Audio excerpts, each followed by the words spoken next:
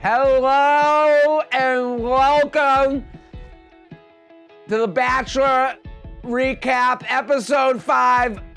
I'm sorry, there's something on my lip. Sorry, I didn't bring my chapstick.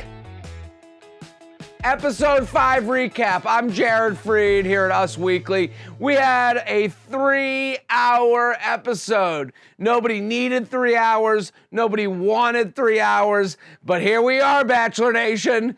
They're going to give it to you. We start out the episode. Alea has been let back in the house. The women are angry. The tribe has spoken. They want Alea out. They feel their time is being wasted, even though they left their jobs to go on a TV show. So, I mean, who cares? What's time anyways to these people? So, at the beginning of the episode, we're back in Cleveland. That's the 3 worst words in the English language. Back in Cleveland. Horrifying. We go back to Cleveland. Alea is back. The house is in shambles. Peter realizes bringing Alea back is not the answer. He says to her, this is too much, leads her outside. They have a tearful goodbye, even though they've spoken for 3 minutes, I think. And he's like, Alea, listen, you look different up close than you look from far away. I'm going to have to let you go. And Alea's like, you're right. Thank you for letting me come back for my 50,000 extra Instagram followers. And he sends her on her way. And at this point, you see Peter look at the house and you see the dread on his face. Peter is looking at a house full of women who are just angry at him for bringing back women back and forth, on and off. Hannah's back, Hannah's not there. Alea's back, Alea's not there. So we have an indecisive bachelor and an angry house of women. They come back to the house, they have a rose ceremony. I don't remember who he lets go. It was a non-essential cast member. So they have a rose ceremony. He brings in the girls and he's like, we're going international. And they're like, where are we going? Get us out of Cleveland. And he's like, they got jungles, they got rivers, they got ocean. And everyone's like, those are just geographical things that could be in anywhere. And then he's like, we're going to Costa Rica. And they're like, ah! They don't know where it is. They don't know where it is on a map. One of them's like, is that the cousin to Puerto Rico? Like, they don't know what we're going, but they just know it's not Cleveland. So they're all pumped. We fly away to Costa Rica. They do the normal things. The women are touring the house. They're dancing in the shower. You know, just like all of us do when we get to our vacation spots. Peter then walks in and he's got a huge bandage on his head. And we're like, what happened to Peter? Well, Peter goes into a whole comedy routine about how he fought a puma. Bow, bow, bow, bow, bow, bow, bow, bow, bow, bow, bow. He's like, what's the deal with pumas? And everyone's like, oh, Peter, you're so funny. And it's like, none of this is funny. This is annoying. We know you didn't fight a puma. Tell us what happened. And then he's like, yeah, I actually knocked my head on a golf cart and then stabbed myself with a shard of glass. And it's like, by the end of this explanation, knowing that I'm sitting through a 3-hour episode, I was like, give me the glass. Let me shove that in my head, because this took an extra 18 minutes to explain a 2-second story.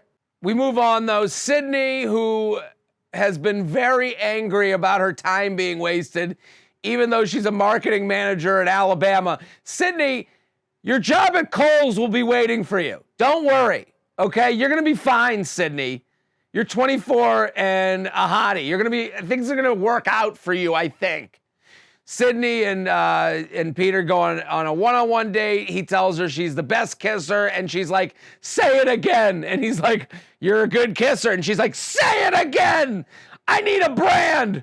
I need to be sponsored by a lip gloss company. Say it again. And it's like, okay, you're a good kisser. So they have their date. I guess the most memorable part of the date is that Sydney claims that she was harassed in high school. I don't think there's a girl on earth that doesn't think she was bullied in high school at this point.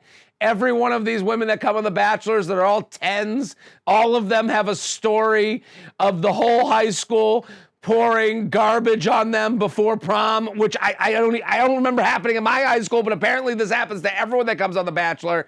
And so then she talks about being interracial and all this stuff. And there's nothing better than Peter's "I know I have to be interested" face.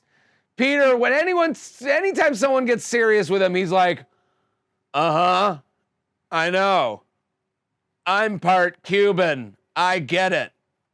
And you're like, I don't know if Peter even connects with these people. I don't know if I connect with these people. I don't know. So they have the one-on-one date. They kiss. He gives her a rose. So Sydney's sent on her way. Then we're going to have a group date. The group dates are starting to get problematic, okay? This is our second fashion show. We're told that the editor of Cosmo is going to be there. And the editor of Cosmo... Nobody has ever looked more editor of Cosmo in the history of editors of Cosmo. She's like Miss New Yorker, boss from a rom-com, like, you better get the article in by 5 or we're not going to be able to tell people what lipsticks to use. Like, she's that look. And then they have the photographer. No one has ever looked more artsy photographer. It kind of feels like they found this skinny guy and they're like, put on this tank top, put on this necklace, here's a camera, put on these glasses that make you look like a 1920s archaeologist, and now you're a photographer from New York. That's you. And so then they do this whole photo shoot under the waterfalls. It's our second fashion competition out of 5 episodes of the show. You kind of think they're running out of ideas for these group dates. During this group date, we start to find out that Kelsey is not comfortable with Peter kissing other women. Before going on the group date, Kelsey informs Tammy that she doesn't like the idea of Peter dating other women. And Tammy's like, well, that's kind of the show. And Kelsey's like, I don't care! And we're like, okay, there might be something off with Kelsey, but also Tammy, why are you speaking to her? Are you just trying to like mess with a drunk person? We don't know. So they're on the group date. Kelsey's claiming that she's not happy about it. Peter and Victoria F are making out. She's staring on like, I thought 33 women dating one man would be classy. So she's having a little bit of a breakdown. And we get to the end of the date. The winner of the fashion show is Victoria F. So they're going to have a photo shoot that is going to be supposedly the cover of Cosmo. Side note, we find out that Cosmo has taken down the cover photo because Victoria F has been found out to be involved in political matters that we have no idea about. I don't know. I'm not going to get into that, but there are outside forces that get Victoria F off of the cover of Cosmo. But the only thing I can say about that is this is The Bachelor. Anything can happen. And during their photo shoot, there's a weird part where Victoria F seemingly has extra bathing suit drawn onto her butt. I don't know if it's the color of the bathing suit or if the camera angle, but there's a lot of conspiracy theories out there. But let me just tell you this, as a man, I'm not coloring in part of Victoria F's butt. I'm going to tell you that right now. I think it's good without the marker drawn in. Just my opinion. One man's opinion and probably your boyfriend/husband's opinion. Okay. So now we get to the night part of the group date. Kelsey wants to let Peter know she's falling for him, which, Kelsey is proving herself to be a little off at every point in the show. She had the issue with the champagne. Then she has the issue with Peter dating other women, even though this is a show where Peter's supposed to date other women. And then she's also brought extensions to Costa Rica. That is the craziest thing you could do. Extensions don't travel. It kind of looked like she had her hair on top of a mop that she placed under her hair. It's just, I think this is a lesson to all the ladies out there that extensions and sushi do not travel. Kelsey tells Peter she's falling for him. And then Tammy pulls Peter aside and tells Peter that Kelsey is emotionally unstable. Peter has done a really good job at calling out crap on this season. If he finds something out, he goes and tries to squash it right away, which never ends up in him squashing it. He goes back to Kelsey and he goes, can I steal you again? He goes, hey, I heard, I've been hearing that you're a little emotionally unstable. Here's the biggest mistake Peter's ever made. You never tell a woman who's shown to be a little bit emotionally unstable that she's emotionally unstable. That is a wrong move. She looks at him, she's like, you said what? I'm not emotionally unstable! And you're like, oh, maybe, okay, I guess I believe you now. We move on to the one-on-one date, and the one-on-one date's with Kelly. Kelly is best known as the girl who hooked up with Peter in a lobby of a hotel before the show started. She's also a lawyer who works at her dad's lawyer company, whatever, shows how smart I am. And then Kelly doesn't seem to be enthusiastic about being there.